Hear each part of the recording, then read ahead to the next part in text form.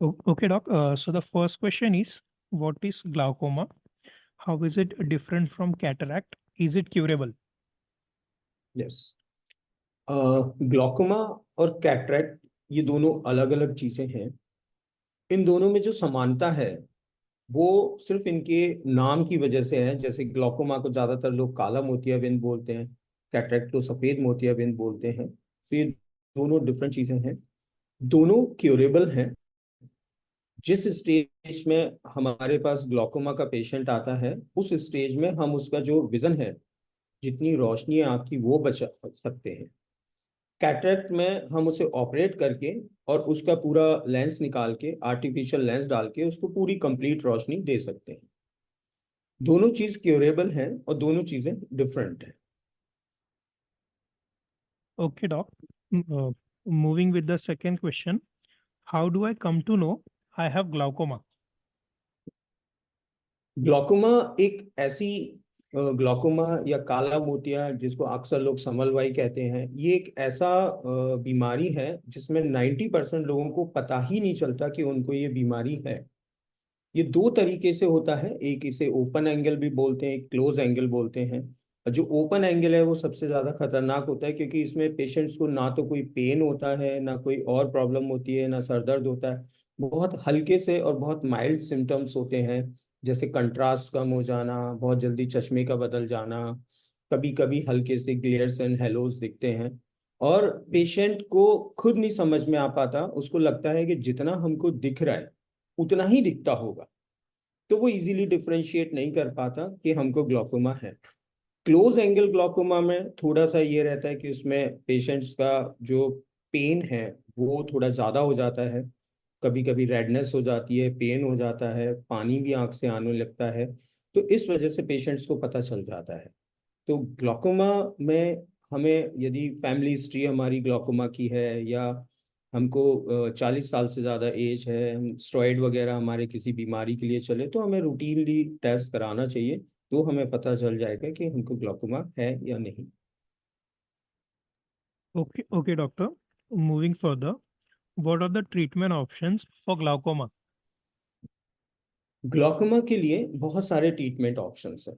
Depend करता है कि आपको किस तरह का ग्लॉकोमा है, और आपका जो आंख का प्रेशर है, जिसको कि इंट्राओकुलर प्रेशर कहते हैं, वो कितना बढ़ा हुआ है। मैक्सिमम ग्लॉकोमा पेशेंट्स को हम दवा देते हैं डालने की, आई ड्रॉप्स। उन आई ड्रॉप से कंट्रोल हो जाता है। जिन पेशेंट्स का प्रेशर आई ड्रॉप के बाद और ज़्यादा बढ़ा रहता है उनमें हमें लेज़र करने की ज़रूरत होती है। उसके बाद भी यदि कंट्रोल नहीं होता तो ग्लॉकोमा की सर्जरी करने की ज़रूरत होती है। उसके बाद नहीं होता तो फिल्टरिंग सर्जरी भी हम कर सकते हैं। लेकिन मैक्सिमम केसेस में ग्लॉकोमा का इलाज आई ड्रॉप से होता है, जो कि लंबा इलाज होता है, हमेशा चलता है, और आपको प्रॉपर आई ड्रॉप डालनी पड़ती है। Okay, doctor. Moving further, I am using drops regularly. Still, why my eye pressure is going up, or why there is no improvement in vision? Okay, पहले तो हमें ये समझना होगा कि ग्लॉकोमा में यदि आपके डॉक्टर ने आपको आई ड्रॉप दी है, तो वो आई ड्रॉप आपके विजन इंप्रूवमेंट के लिए इतनी नहीं होती। वो ड्रॉप्स आपका जो विजन बचा हुआ है वो खत्म ना हो इसके लिए होती है। तो हम ये चीजें सोचें कि हम ड्रॉप डालेंगे और हमारा विजन वापस आ जाएगा, वो नहीं आए, पहली चीज। दूसरी चीज, यदि हम प्रॉपरली ड्रॉप नहीं डाल रहे तो हमारा जो विजन है वो कम होता चला जाएगा, और आंख का प्रेशर भी आपका कंट्रोल नहीं होगा। ग्लॉकोमा की जो दवा होती है उसका एक फिक्स शेड्यूल होता है। यदि डॉक्टर ने आपसे कहा है कि सुबह 8 बजे डालिए और शाम को 8 बजे डालिए, तो आपको वैसा ही करना पड़ेगा। आप ऐसा नहीं कर सकते कि सुबह 10 बजे डाल दी और शाम को 5 बजे डाल दी, तो वो दवा आपको इफेक्ट नहीं करेगी। दूसरी एक प्रॉब्लम होती है कि जब हम आई ड्रॉप डालते हैं तो बहुत सारे लोग खुद अपने हाथ से आई ड्रॉप डालते हैं, that is a self medication करते हैं। तो कभी कभी हमारे पलक पे वो ड्रॉप गिर जाती है, और हमको ये एहसास होता है कि वो ड्रॉप हमारी आंख में गई, लेकिन वो आंख में नहीं जाती, आंख से बाहर निकल जाती। ये इस तरह के कुछ कारण हैं जिसकी वजह से ड्रॉप डालने के बाद भी हमारा जो विजन लॉस है वो बना रहता है। दूसरा क्या होता है, हम लोग ड्रॉप डालते रहते हैं, लेकिन रेगुलरली डॉक्टर के पास फॉलोअप के लिए नहीं जाते, रेगुलरली इन्वेस्टिगेशन नहीं कराते। ग्लॉकोमा में आपको रेगुलर इन्वेस्टिगेशन कराने होते हैं, रेगुलर फॉलोअप पे जाना पड़ता है, तभी जाके आपका विजन जो लॉस होने की स्पीड है वो कम होगी। Okay, doctor. Moving further, will surgery cure my glaucoma? After surgery, will I have normal vision without drops? Okay, again मैं आपको फिर समझाता हूँ, ये ग्लॉकोमा को हम कैटरेक्ट से कंपेयर नहीं कर सकते। कैटरेक्ट में या सफेद मोतियाबिंद में हमारा जो ऑपरेट करते हैं, लेंस डालते हैं तो पूरा विजन आ जाता है। ग्लॉकोमा सर्जरी में हम तब करते हैं कि जब हमारी आंख की दवा से भी हमारा प्रेशर कंट्रोल नहीं होता, तो हम सर्जरी करते हैं। सर्जरी करने के बाद जो हमारा विजन बचा हुआ है वो सेफ रहेगा, लेकिन हम ये सोचें कि जो रोशनी हमारी चली गई वो हमारी वापस आ जाएगी ऑपरेट कराने से, तो ऐसा नहीं होता। ग्लॉकोमा में प्रेशर बढ़ने के कारण हमारी जो आंख की नस है वो नस में चेंजेस आ जाते हैं प्रेशर बढ़ने के कारण, और उन चेंजेस की वजह से जितना हमारा विजुअल आउटकम ब्रेन में पहुंचना चाहिए वो नहीं पहुंच पाता, जिसकी वजह से हमें कम दिखता है। और एक बार हमारी ऑप्टिक नर्व डैमेज हो जाती है तो वो दोबारा से रीजनरेट नहीं होती। तो इसीलिए ग्लॉकोमा में जो विजन चला जाता है वो वापस नहीं आता, जो हमारा विजन है हम उसी को बचाते हैं। Okay, doctor. Moving further, why there is need of multiple tests like perimetry, OCT, etc. चूंकि क्या है, ग्लॉकोमा एक इज अ इसको एक और नॉर्मल टर्म्स में साइलेंट किलर भी बोलते हैं। हम हमारा जो आंख का प्रेशर है वो हमारे आंख की नस पे कितना इफेक्ट कर रहा है, कितनी चीजें हमारी उसमें इन्वॉल्व हो रही हैं और कितना हमारा विजन लॉस हो रहा है, ये हमको ऐसे नहीं पता चलता कि हम देख के पता कर लें। इसके लिए हमें रिपीटेडली पेरीमेट्री कराना होगा। पेरीमेट्री, जिसको कि हम फील्ड चार्ट बोलते हैं, इस फील्ड चार्ट से जितना हमारा विजन का दायरा है वो हमको पता चलता है। और जब जब थोड़ा थोड़ा विजन का दायरा यदि लॉस हो रहा है तो वो पेरीमेट्री में हमें पता चलेगा। सिमिलरली ओसीटी में जो आरएनएफएल हम ओसीटी करते हैं, जो हमारी न्यूरो रेटिनल रिंग है उसका जो थिकनेस है वो हम ओसीटी में मेजर करते हैं, और उस थिकनेस को रिपीटेडली मेजर करना पड़ता है हमें, जिससे कि हमें पता चले कि 2 साल पहले इतना था, 1 साल बाद इतना हुआ, अब 6 महीने में इतना हुआ। इसीलिए हमें रिपीटेडली टेस्ट कराने चाहिए और ये बहुत ज़रूरी है। तभी हम पता चल सकता है कि हमारा किस लेवल से विजन लॉस हो रहा है या लॉस नहीं हो रहा। Okay, doctor.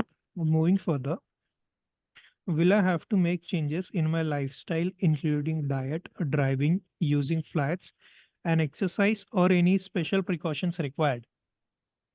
एग्री। हमारी यदि किसी पेशेंट्स को ग्लॉकोमा है तो उन्हें बहुत सारी चीज़ों का ध्यान रखना होता है। लाइफस्टाइल हमें मॉडिफाई करनी होगी। सबसे पहले तो हमें हमारी फूडिंग हैबिट्स देखना पड़ेगी। स्मोकिंग है, अल्कोहल एक्सेसिव कंजप्शंस है, इन सब को बंद करना होगा। किसी सिस्टमिक बीमारी की वजह से यदि हमारे स्टेरॉइड्स हैं या हम टॉपिकल स्टेरॉइड्स डाल रहे हैं वो सब बंद करने पड़ेंगे हमको। प्लस हमें हमारी हैबिट, जो आई ड्रॉप डालने की हैबिट है वो पूरी मेंटेन करनी पड़ेगी कि हम प्रॉपर टाइमली हमारी मेडिकेशंस लें, प्रॉपर हम एक्सरसाइज करें। नाइट ड्राइविंग के लिए हम थोड़ा सा अवॉइड करें, क्योंकि कभी कभी ग्लेयर्स एंड हेलोस काफ़ी बढ़ जाते हैं इन पेशेंट्स में, तो वो भी एक सेकेंडरी हमारा चांस हो सकता है एक्सीडेंट्स और इन सब चीज़ों का। तो definitely we have to work out for exercise, routine life, fooding habit हमारी, स्मोकिंग हमें क्विट करनी चाहिए, प्रॉपर हमें एक्सरसाइज करनी चाहिए, प्रॉपर मेडिकेशंस करना चाहिए। Okay, doctor. Moving with the last question, will I go blind? Yes, if the glaucoma is untreated, then definitely you will go for blind. It's 100%. बहुत सारे लोगों में, चूंकि ग्लॉकोमा अक्सर 40 साल की एज के बाद होता है, तो बहुत सारे लोग ग्लॉकोमा को कैटरेक्ट से कंफ्यूज होते हैं। और जैसे मैंने बताया कि उनको कोई सिम्टम्स नहीं है, मतलब उनको पेन नहीं है, रेडनेस नहीं है, वाटरिंग नहीं है, कुछ भी नहीं है, तो उनको लगता है कि हमको जो कम दिख रहा है वो मोतियाबिंद की वजह से दिखता है, और एक दिन हम अपनी आंख में लेंस डलवाएंगे और आंख बनवा लेंगे तो हमारी रोशनी वापस आ जाएगी।